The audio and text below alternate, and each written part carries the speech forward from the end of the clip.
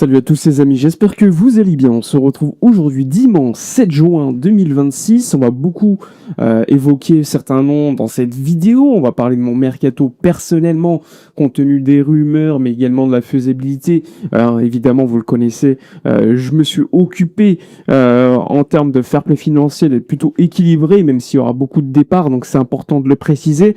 J'ai fait donc mon mercato arrivée, départ et le 11 potentiel pour l'année prochaine. Alors évidemment, c'est pas le 11 idéal ni l'effectif idéal parce que, je le répète, il faut quand même rester un minimum réaliste, même s'il y a des opérations que vous verrez qui sont peut-être compliquées, mais dans la réalité, le Barça essaie de les faire. Donc on va essayer d'être réaliste et pour autant avoir un effectif pour moi meilleur que celui de l'année dernière. Donc n'hésitez pas à vous installer tranquillement, à mettre un petit like, à commenter, à partager, à booster la vidéo également pour soutenir le travail fait au quotidien. Je ne rentrerai pas dans les détails au niveau des opérations, de chaque transfert, concernant les rumeurs actuelles ou pas. Ça, c'est plutôt pour les vidéos de la semaine où là, on va rentrer beaucoup plus dans le détail. Là, on va rester assez factuel et essayer de rentrer dans mon mercato, celui que je ferais personnellement si j'étais à la tête donc de la direction sportive du Barça en restant réaliste. C'est parti. Alors, tout d'abord, quand tu regardes le 11 du Barça, au niveau du gardien de but, il n'y a pas de problème. Joao Garcia s'est validé après sa saison extraordinaire. Côté gauche, personnellement, je garderai donc une association entre Balde et Cancelo. Alors, évidemment, dans un monde idéal, on pourrait avoir un autre latéral gauche. Pour autant, comme je vous l'ai dit, on va rester assez réaliste. Balde, il est très peu probable qu'il quitte le Barça. Et donc, on va pas recruter un autre latéral gauche, sachant que le budget mercato, personnellement, je le mettrai sur d'autres joueurs et sur d'autres positions qu'on va évoquer ensuite. Donc, Cancelo titulaire, parce qu'il a prouvé cette saison qu'il avait été très très bon depuis le mois de janvier de son arrivée en prêt. Ensuite, la défense centrale. La défense centrale, on l'évoquera un peu plus tard avec une recrue. Mais globalement, ça serait une association, personnellement, Pau Cubarsí, avec un autre que vous verrez un peu plus tard. Sur le côté droit, personnellement, je mettrais Eric Garcia, puisque comme vous le savez, a priori, Hansi Flick considère que ça serait une concurrence Eric Garcia, Jules Koundé. Alors, encore une fois, comme pour Balde, dans un monde idéal, moi je ferais un mercato en recrutant un latéral droit. Je vous en avais parlé lors de différentes vidéos. J'aurais pris un Dumfries personnellement. Mais encore une fois, c'était conditionné à un départ de Koundé qui, lui, a déclaré il y a quelques jours qu'il vraisemblablement ne quitterait pas le Barça. Donc il faudrait vraiment une offre complètement dingue au niveau salarial pour que le joueur quitte le club, ce qui est peu réaliste en réalité. Donc on se dirige a priori sur une position à droite, association Eric Garcia Koundé, et a priori moi je partirais donc par rapport à ce qui s'est passé cette saison avec Eric Garcia, même si pour moi les gars, pas m'en mentir, c'est insuffisant. Ensuite, le milieu de terrain, on le sait, De Jong et Pedri sera l'association. Évidemment, ça va beaucoup tourner parce que tu as Gavi, tu as aussi Bernal, tu as plein de milieux de terrain qui peuvent jouer. Mais Hansi Flick, il aime particulièrement De Jong, qui a un peu plus d'expérience, qui a un profil différent. Et à côté, Pedri, évidemment Pedri. Encore une fois, ça va tourner, je vous le dis. Il y a tellement de matchs dans la saison. Gavi va t'apporter des choses que De Jong ne va pas t'apporter à certains moments et inversement. Ça va être du classique. Bernal, c'est pareil. Encore une fois, au poste de numéro 10 et à droite, Lamine Yamal à droite, Olmo ou Fermin en 10. Là, j'ai mis Fermin parce que en réalité, j'estime que sur la saison et sur ce qui s'est passé actuellement, Fermin est beaucoup plus à propos. Maintenant, il y a eu la blessure. Probablement que la pré-saison, il va peut-être la louper. Donc forcément, ce sera peut-être Dani Olmo au début de la saison qui prendra on va dire l'avantage, mais en tout cas Olmo Fermin au poste de numéro 10, même si je sais que pas mal d'entre vous estimaient que Olmo doit quitter le Barça, c'est très peu réaliste. Il en a parlé en interview, il a dit qu'il était heureux à Barcelone, que c'était pas après avoir tant souffert en jouant au Dynamo Zagreb à Leipzig, où il a mis du temps pour revenir enfin à Barcelone, parce qu'il est formé au club, c'est pas en 2 ans qu'il va partir, sachant qu'en plus de cela, contractuellement, il va avoir une augmentation de salaire, donc ça va être super compliqué. Tu n'auras même pas l'aspect financier d'un autre club qui pourra jouer du côté du Barça au niveau des négociations pour convaincre le joueur de partir. Donc à ce niveau-là, Dani Olmo, très peu probable qu'il parte, donc ça va être une association au poste de 10 de Fermin et de Dani Olmo. À gauche, j'ai mis Rafinha. Rafinha, même si encore une fois, je vous le dis, ça va beaucoup tourner avec Anthony Gordon ou encore Rafinha. En numéro 9, j'ai mis Julián Álvarez. Julián Álvarez, pourquoi ? Parce que c'est la volonté du club, tout simplement, et qu'il y a des négociations avec les parties. qu'il y a eu un accord trouvé avec le joueur, qu'une offre officielle a été faite, même si elle a été refusée. Alors c'est peut-être le seul aspect qui est un peu, non pas irréaliste, parce que ça reste possible, mais qui est compliqué. Donc à voir, mais en tout cas, ça peut être le numéro 9 choisi, parce que le Barça fait une offre, le joueur veut venir. Maintenant, il faut convaincre l'Atlético, mais on entrera beaucoup plus dans les détails de cette opération si ça avance, s'il y a des modifications, s'il y a des évolutions lors des prochaines vidéos. Et au poste de défenseur central gaucher, j'en parlais tout à l'heure, moi je choisirais Nico Schlotterbeck. Pourquoi ? Parce que j'en avais parlé il y a quelques mois, c'est le défenseur central gaucher favori d'Hansi Flick. Alors j'aurais pu vous citer un Gvardiol, mais un Gvardiol ça coûte 80 à 90 millions d'euros, donc économiquement beaucoup plus onéreux, ça aussi il ne faut pas l'oublier. J'aurais pu vous citer d'autres joueurs en défense centrale, mais pour moi Nico Schlotterbeck réunit toutes les conditions. Le prix qui n'est pas si élevé que ça, même si ça reste 55-60 millions d'euros, un joueur expérimenté, parce que même s'il est jeune, 25-26 ans, il a déjà joué une finale de Ligue des Champions, il a été un international allemand, Flick le connaît parfaitement. Pour moi, c'est le parfait mélange de qualité à la relance. Défensivement, il est capable de faire des prestations incroyables. Je pense à un match contre le Bayern l'année dernière qui m'avait choqué de sa part. Pour moi, c'est idéal. Alors, il a prolongé son contrat il n'y a pas longtemps, mais je le rappelle, il y a une clause libératoire qui a été fixée pour certains clubs européens, des grands clubs européens, de 55 à 60 millions d'euros. Personnellement, si j'étais déco, je m'intéresserais particulièrement à lui. Et même l'année dernière, il y a quelques mois avant qu'il prolonge, personnellement, c'est ce que j'aurais déjà fait. On sait qu'il y avait eu des réunions, mais que finalement, ça n'avait pas avancé beaucoup plus loin, puisque Deco avait avancé sur la piste Bastoni, que Flick, finalement, n'a pas validé au dernier moment. Perso, j'irais sur Schlotterbeck. Flick le connaît, Flick l'apprécie.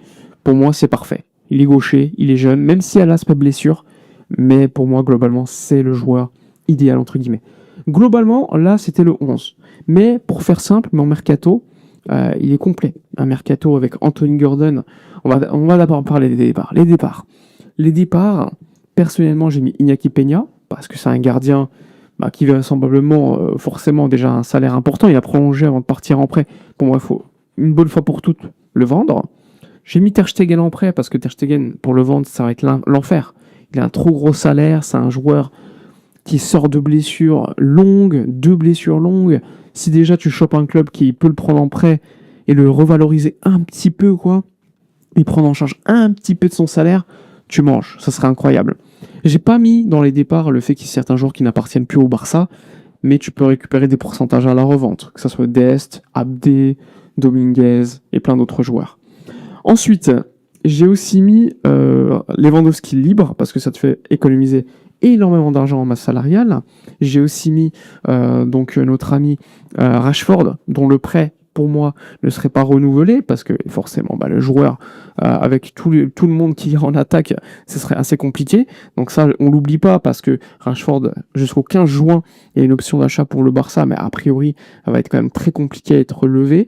Donc à ce niveau-là, moi je pense que Rashford, finalement, ne viendra pas. Enfin, définitivement, je veux dire. Donc, à ce niveau-là, j'ai aussi mis Marcus Rashford. Après, il y a d'autres noms qui peuvent partir en prêt. J'ai ajouté aussi Hector Fort, qui a une valeur marchande assez intéressante, même si je sais que beaucoup d'entre vous le veulent, je comprends totalement. Il va faire la pré-saison avec le Barça, mais pour moi, je pense que ce serait un départ qui ne serait pas choquant. Il y a aussi Ansu Fati qui pourrait te donner 11 millions d'euros. Normalement, ça va se faire avec Monaco, là. Il y a aussi Marc Casado, que je vendrais à hauteur de 20 millions d'euros minimum.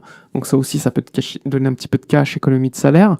Sans oublier Ronald Araujo, qui pour moi est un joueur complètement mort, qui n'a pas le niveau, qui a un gros salaire. Ça aussi, c'est important. Faut pas l'oublier. Quand tu recrutes des joueurs ou que tu les vends, il y a aussi l'aspect salarial qui rentre en compte et il faut pas l'oublier. Donc j'aurais mis Araujo et Rooney Bardghji, soit un prêt, soit une vente, permettrait soit d'avoir du cash ou revaloriser le joueur, lui donner du temps de jeu, et ça c'est plutôt intéressant. Concernant les arrivées, j'ai mis Anthony Gordon parce que c'est officiel. J'ai aussi mis Bernardo Silva parce qu'il y a des discussions actuellement, même si le deal n'est pas fait. Il faut le savoir. A priori, soit le Real qui rentrerait dans la danse, soit le Barça, soit l'Atlético de Madrid. À voir ce qui va se passer. Mais en tout cas, tant que c'est pas signé, on considère qu'il n'est pas là. Moi, je l'ai quand même mis dans les arrivées parce que en cas de départ de Casado, avoir un joueur en sortie de banc comme lui, ça peut être intéressant. Maintenant, à voir si lui, il accepterait ce rôle, parce que c'est un joueur qui est quand même désiré a priori par le Real et l'Atlético, il aura un rôle un peu plus important. Donc ça aussi, je l'oublie pas. Il y a Cancelo, 5 millions d'euros. Je pense que c'est assez réaliste. Al Hilal veut le vendre. Le joueur ne veut pas rester. Il lui reste un an de contrat. Il a un gros salaire là-bas. Julian Alvarez, j'ai mis 120 millions d'euros parce que ça peut être la seconde offre du Barça. Alors, elle sera peut-être refusée. J'en sais rien. Je sais que le deal est compliqué. Je suis pas naïf. Mais en tout cas, j'ai mis Julian Alvarez quand même. Et en défense, j'ai mis Nico Schlotterbeck à hauteur de 55 millions d'euros. Alors, il y a d'autres noms que, comme je vous l'ai dit, qui pourraient être rapportés de l'argent. On l'oublie pas, mais globalement, ça te fait un mercato avec une balance nette de moins 180. Là, vous vous dites, waouh, c'est énorme, moins 180 en termes de transfert, vente, achat. Mais il y a un aspect qu'il ne faut pas oublier, c'est la masse salariale. Un mec comme Lewandowski, il va te permettre d'économiser 40 millions de salaire. Ansu Fati, là aussi, gros salaire. Araujo, gros salaire. Rashford, gros salaire. Ter Stegen, à voir. La prise en charge. Bref, tout cela, il ne faut pas l'oublier. Il n'y a pas que les prix de transfert.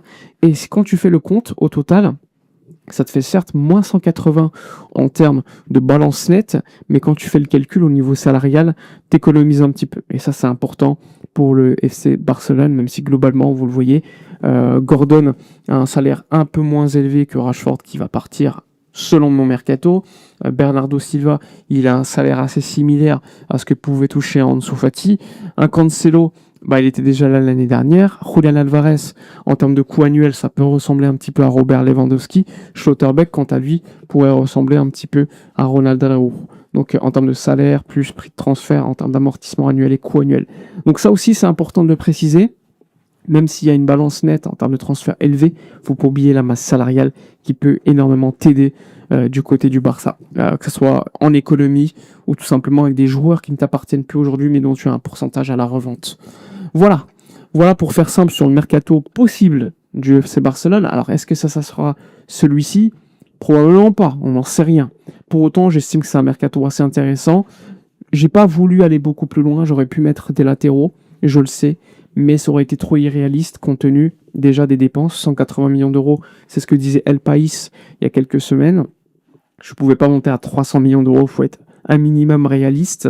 Et compte tenu des offres pour l'instant qui ne sont pas présentes pour Baldé ou Koundé, c'était un petit peu inutile d'entrer trop dans le détail au niveau des latéraux. Et je pense que parfois on oublie que certains joueurs ont des contrats en étant super irréaliste, en étant en mode football Ultimate Team. On va rester un minimum réaliste, même s'il y a une opération qui est compliquée.